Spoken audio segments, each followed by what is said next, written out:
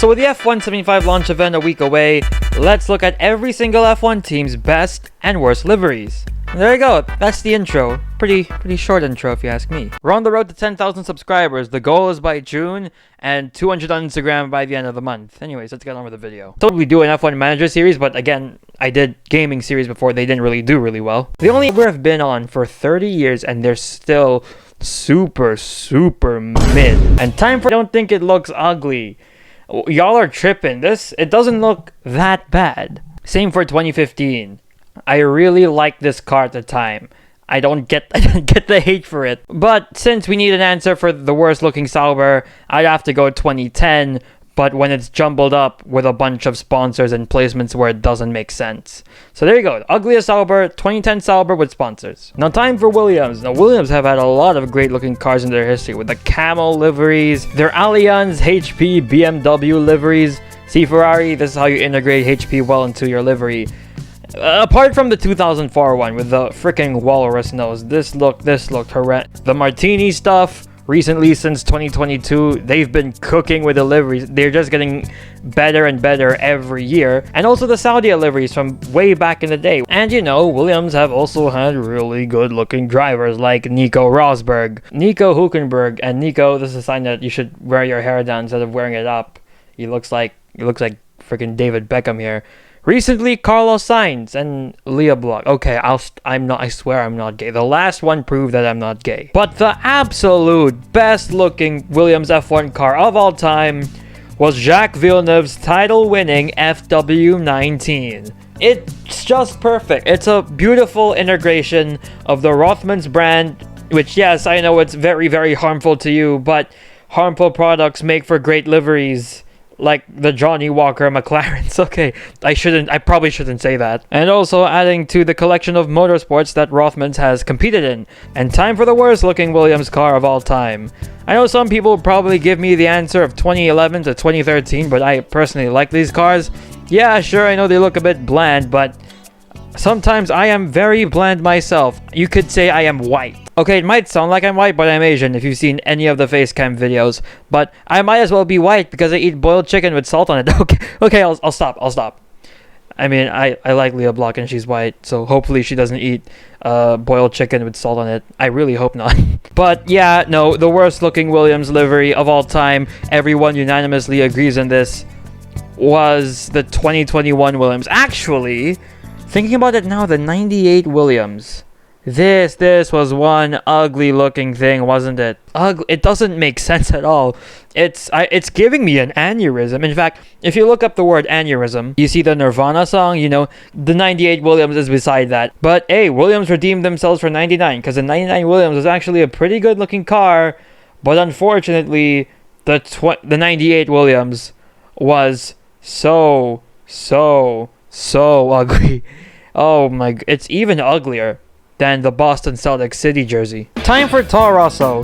And now this is where I'm conflicted because they're one of the few teams that have essentially been using the same livery ever since their inception back in 2006.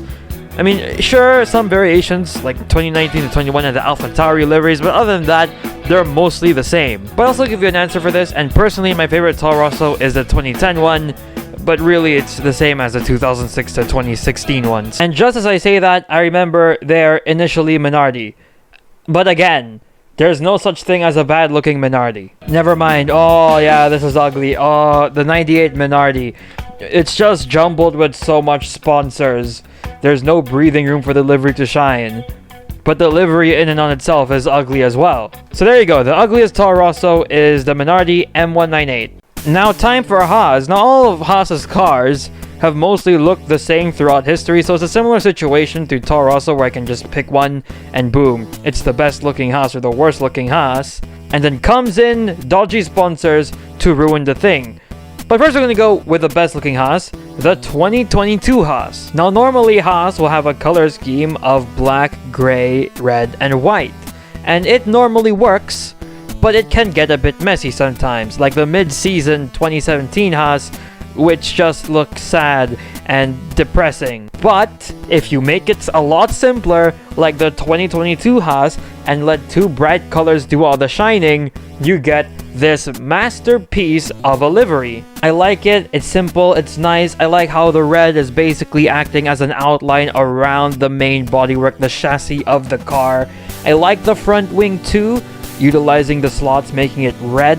It's a simple masterpiece, and it's all thanks to a Russian dude bombing its neighboring country. I probably shouldn't say that again. Now, the Russian flag Haas actually looks pretty good. The one from 2021 looked pretty good. I just called it the ugliest looking car in my livery gradings video because this human pile of garbage had a 4th track on the In Utero album case at the time. And I don't know if it's ongoing, I don't know any of the legal stuff from it, but here's a thread from AS19's Twitter, who is one of the best motorsport YouTubers, but his upload schedule is more inconsistent than 2021 Lance Stroll. But I don't know, something about the 2022 Haas, the preseason 2022 Haas, just irks me a bit, making it the ugliest Haas of all time. Now, time for Alpine. Now, the best looking Team Enstone car of all time is the Renault R25. I think everyone agrees with this one.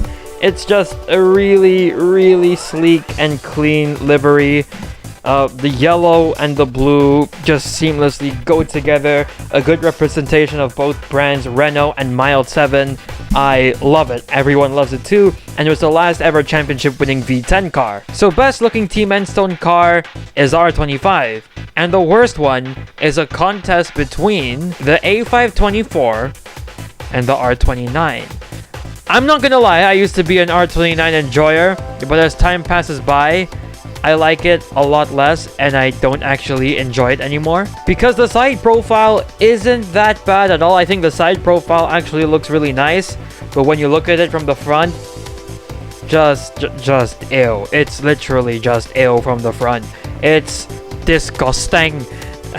Load RPM meme here. Do they not know how to flush a toilet after they've had a shit? That's what me. Well, it was fucking one of yous. Disgusting! It's gross. I don't want to... The suits were even worse. There's nothing I can say that I haven't thought of before for this livery. It's just... no. But then the A524 is a mess. And every single special variation of the A524 looks better than the actual A524. But the worst car out of these two is easily the R29. Because the front profile is just... oh, it's just too disgusting to ignore. So yeah, the worst looking Team Enstone car of all time, the Renault R29. Time for Aston Martin. Now, every Aston Martin livery has looked the same, but then again, going back to their history, they were originally Jordan, then became Midland, Spiker, get that Force India out of the way, or whatever it's called. And I think we all see this coming. The best looking Jordan F1 car of all time is the Jordan 191, Michael Schumacher's debut car. And since I am a Michael Jackson fan, I actually learned some trivia about the Jordan 191 related to Michael Jackson. Jordan basically lost the 7-Up sponsorship for the 1992 season because Pepsi were putting in all of their funds into the 1992 Dangerous Tour, which was Michael Jackson's second best tour of all time because nothing can beat the set list of the Bad Tour. But we're not talking about Michael Jackson today, we're talking about the Jordan 191. You know, the colors just blend well together. Is it British Racing Green? I'm not so sure. And it also has 3 iconic sponsors in one car. 7-Up, Tic Tac, and Fujifilm. You can't really beat that. This car is a simplistic masterpiece and I love it, and everyone loves it actually. And paired with Michael Schumacher's helmet too, it's a match made in heaven. And time for the worst Aston Martin. I actually have it tied between the 2008 Force India, the 2005 Midland, and the 2004 Jordan. But if I had to choose one, it would be the 2008 Force India. I mean, what even is that color? It's literally glossy poo. I can't unsee that now. The color on that side pod is literally just glossy poo. But in fairness, they did redeem themselves for 2009. But this is forever engraved in people's memories as one of the worst looking F1 cars of all time. Now, time for Mercedes. Now, Mercedes has been Tyrrell, BAR, Honda, Braun, and obviously now Mercedes. And the best looking Mercedes is the Mercedes W09. I don't know how many times I have to say this. I've said this like probably a billion times, how the Mercedes W09 is my favorite F1 car of the V6 era and my favorite Mercedes F1 car of all time. I know the BGP 001 exists, But I don't know. I just like the W09. It screams aggression. You look at this car, it looks mean and terrifying. And the driver behind the wheel of that car, Lewis Hamilton, was mean and aggressive back in 2018. Hopefully we get the same in 2025. And I can already smell the monsoon of comments screaming for the W11. Why isn't the W11 the best looking Mercedes? I just prefer the W09. I don't know what to tell you, mate. The W11 is plain and simple. It looks nice. It looks elegant. But the W09 screams in your face in a good way, because some cars absolutely scream in your face in a terrible way, but the W09 screams in your face in a good way. That's why it's my favorite Mercedes F1 car of all time. Now you might think for the worst car, I'm going to say the 2010 Mercedes, maybe the 2008 Honda or the 2007 Honda, but no, it's the BAR01. And no, it's not because of the zipper, but the individual liveries themselves they gave to Ricardo Zonta and Jacques Villeneuve look horrendous, horrifying. In fact, all three of those liveries are even more disgusting than the Luca AV trade. So there you go, that's the worst looking Mercedes F1 car of all time. Red Bull now. Again, this might be impossible to rank because they've all been the same for the past 3,000 years. But let me tell you something, the RB6 is mwah. When you think of Red Bull as a company, you know, all the crazy stunts they do, this is what you think of. Like, genuinely, all like the aggressive stripes going down the side pod. Lovely, mate. And it's one of those few F1 cars that look like a fighter jet, which is exactly what Red Bull stand for. And time for the worst Red Bull. Again, none of them really look bad. I mean, they've all stayed the same.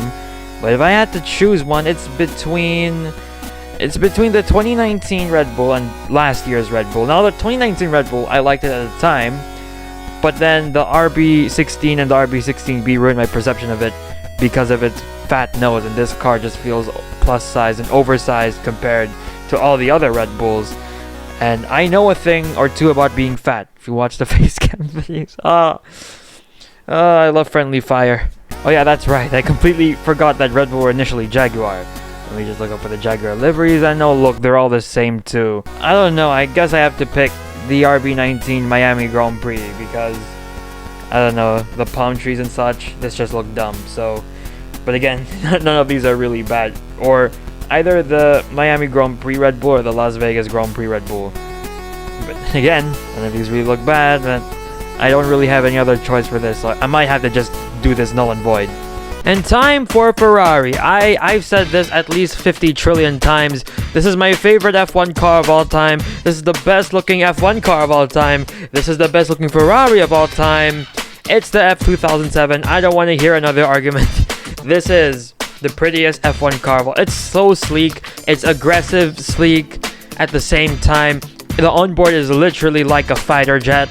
I love it so much. I love it too much, actually. Now, I don't really need to explain much, do I? A lot of people agree with this as well. Most people, when they think about the best looking Ferrari, it's either the F2004, F2007, or the F190. Honestly, just pick either of those and you have a correct answer. But to me, my personal favorite is the F2007. And the worst one is the Ferrari F310. Michael Schumacher's first ever Ferrari. I mean, what on earth even is this? It doesn't even look like an F1 car. It looks like a champ car. Tell me it doesn't look like a champ car. It really does. It's either a champ car or like, you know those like weird looking F1 cars that are road legal? It looks like those. They're not even F1 cars, like glorified go-karts. But yeah, this just looks wrong. I don't like this at all. And you can see where the inspiration came for the W14 cannon thing. I don't know. This car's horrendous. Anyways, time to move on to McLaren. Hey, went through Ferrari pretty quickly, actually. I'm probably going to get publicly shamed for McLaren if I don't say anything other than the Marlboro liveries. But me personally, I'm not trying to be different, it's just my taste. I much prefer the West liveries. No, it's darker. It looks meaner. You see a pattern? I like cars that look angry. I like cars that look mad. Sure, the MP4 or all the Marlboro liveries, they look elegant, they look clean, they look nice. But this one, the MP420, actually should have challenged for the championship. Thank you, Mercedes Reliability. But as much as I like the Marlboro liveries, This is my personal favorite McLaren of all time, the MP420, because it looks angry. I know a lot of people are gonna get angry at me for saying this and not putting the Marlboro McLarens, but it's just my opinion, just what I think. And I guess the Vodafone liveries look good. The MP423 is a beautiful looking car, but no, MP420 on top. And the worst McLaren is the MCL36, the preseason and the main livery, because ew, gross. They redeemed themselves with the special liveries from 2022. You want to know why the 2019 to 2021 McLarens worked? Because it had a darker shade of blue with the papaya orange, which is naturally a pretty bright color. And then in 2022, you added this new different shade of blue, and it looks wrong. It looks like a toy. Like, no, put this car in an incinerator. I never want to see it again. I know Daniel Ricciardo fans never want to see this again. But at least their cars finally look good. The MCL38 is a pretty car, but we've had to bear through this monstrosity for a whole year. That'll do it for today's video. I don't know what to put in the end screen, so here's Eric Cartman beating up a dwarf.